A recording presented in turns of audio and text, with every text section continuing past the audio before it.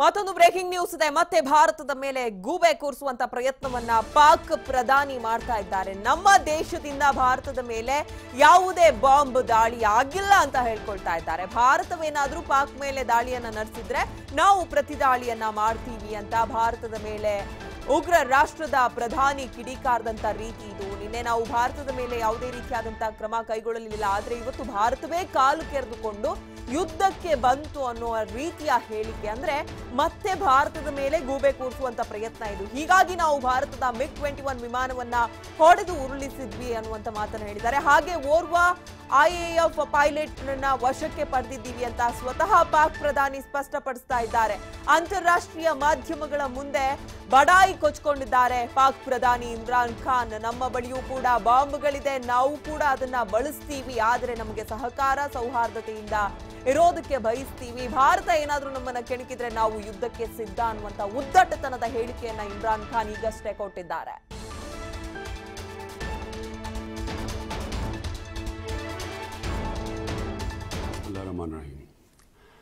मेरे पाकिस्तानियों, कल से जो सिचुएशन बनता जा रहा है, कल सुबह से मैं ये चाहता था कि मैं आपको इत्मीनान में लूँ इस चीज़ के।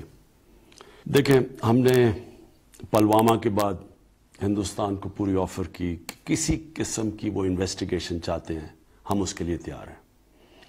पुलवामा में उनकी कैजुअल्टीज़ हुई और मुझे पता है कि लोगों को, उनके लवाहिकीन को कैसी तकलीफ पहुंची होगी, क्योंकि यहाँ 10 साल से कुछ 70,000 कैजुअल्टीज़ हुई हैं और मैं 10 साल से कितने अस्पतालों में गया हूँ और जिधर मैंने लोगों को देखा है, बॉम्ब ब्लास्ट विक्टिम्स जिनके बाजू नहीं हैं, टांगे नहीं हैं, चल नहीं सकते, आंखें नहीं हैं। इससे मुझे पता है कि एक तो जो इस दुनिया से चले गए और दूसरा जो कि इंजर्ड हुए उनके ऊपर और उनके घर वालों पे क्या गुजर रही है। इसलिए हमने सीधा सीधा हिंदुस्तान को ऑफर किया कि किसी तरह की भी आप इन्वेस्टिगेशन चाहते हैं, अगर उसमें कोई भी पाकिस्तानी मुलव्वस है तो पाकिस्तान पूरी तरह तावन करने के लिए आपसे तैयार है। हमने ये इसलिए कहा कि ये पाकिस्तान के इंटरेस्ट में नहीं है कि हमारी ज़मीन इस्तेमाल की जाए कहीं भी दुनिया में बाहर दहशतगर्दी करने पे, और ना ही बाहर से कोई पाकिस्तान की ज़मीन इस्तेमाल करे।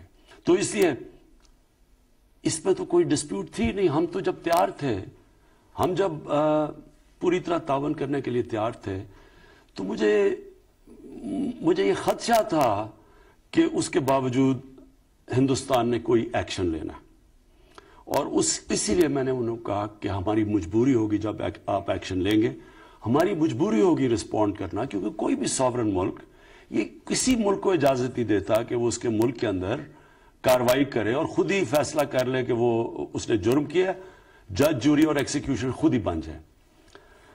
और मुझे खदशा इसलिए था कि हिंदुस्तान के इलेक्शंस हैं और मुझे लग रहा था कि उसकी वजह से कोई एक्शन लिया जाएगा।